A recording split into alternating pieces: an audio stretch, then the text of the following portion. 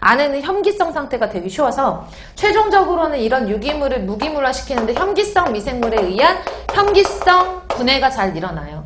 그러면 이런 유기물들이 매립한 쓰레기가 얼마나 많겠어. 꾹꾹꾹꾹 다져가지고 그 중에서 미생물에 의해서 분해 가능한 유기물들이 무기물화 되는 과정에서 혐기성하니까 매립지에서 뭐가 나오냐면 메탄이라든지 이산화탄소라든지 이런 혐기성 상태에서 나올 수 있는 가스 같은 것들이 나오는 거예요. 그러면 나는 폐기물이 필요가 없는 거라서 버려가지고 매립을 하긴 했지만 이 매립지에서도 이런 메탄 같은 것들이 회수될 수 있네. 메탄을 에너지원으로 쓸 수 있다 그랬잖아요. 그쵸?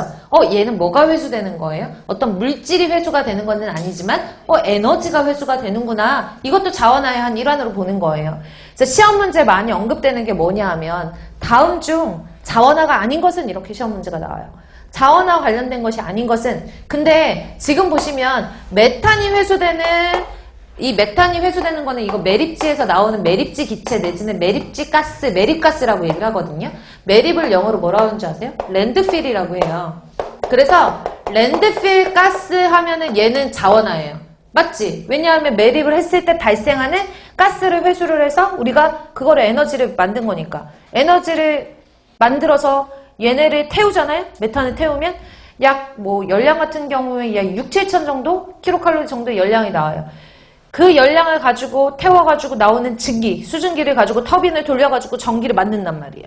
맞죠? 그러니까 에너지 생산할 수 있으니까 이 가스 자체는 에너지를 우리가 회수를 할 수 있는 방법이에요. 근데 매립, 랜드필 이렇게 했어.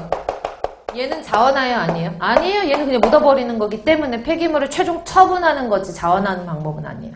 그래서 구급 시험 문제 나오는 것 중에서 많이 나오는 게 뭐냐 하면 다음 중 자원하는 방법이 아닌 것은 해놓고서 1번 SRF 만든다. 고형연료 만든다. 2번 랜드필이라고 하면 랜드필이 틀린 건데 랜드필 가스 LFG라고 나오면 얘도 자원화해서 에너지를 우리가 회수를 할 수가 있구나 이렇게 해석을 하실 수가 있으셔야 돼요. 이거 말고도 자원화하는 방법들이 있어요. 이제 저랑 차근차근 볼 건데 또 자 열분해라는 게 있어요.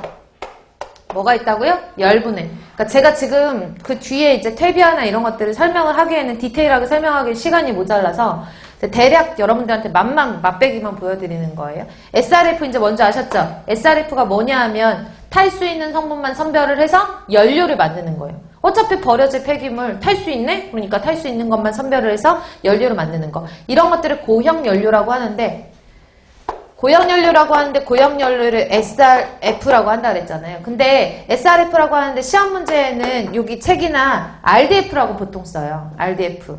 지금 설명드릴게요. 자. RDF냐 뭐냐 하면 생활쓰레기 그러니까 폐기물 중에서 생활쓰레기 있잖아요. 사람들이 쓰고 버리는 일반 생활쓰레기 같은 거에서 가연 성분만 선별을 해서 연료로 만들면 RDF라고 얘기하는 거예요. 생활쓰레기에서 사람들이 우리가 막 생활쓰레기 버리잖아요. 플라스틱이나 종이나 목재나 이런 것들 버리죠. 거기 중에서 탈 수 있는 것만 생활쓰레기 중에서 탈 수 있는 것만 선별해서 연료로 고형화 연료로 만든 거를 우리가 RDF라고 얘기를 하는 거고요. RPF 있어요. RPF. 여기서 말하는 P가 플라스틱이에요. 플라스틱. 그럼 사람들이 폐 플라스틱 같은 것만 버리잖아요. 그러면 이런 폐 플라스틱에서 탈 수 있는 성분 같은 것들을 선별을 잘 해가지고 연료로 만들면 이거를 RPF라고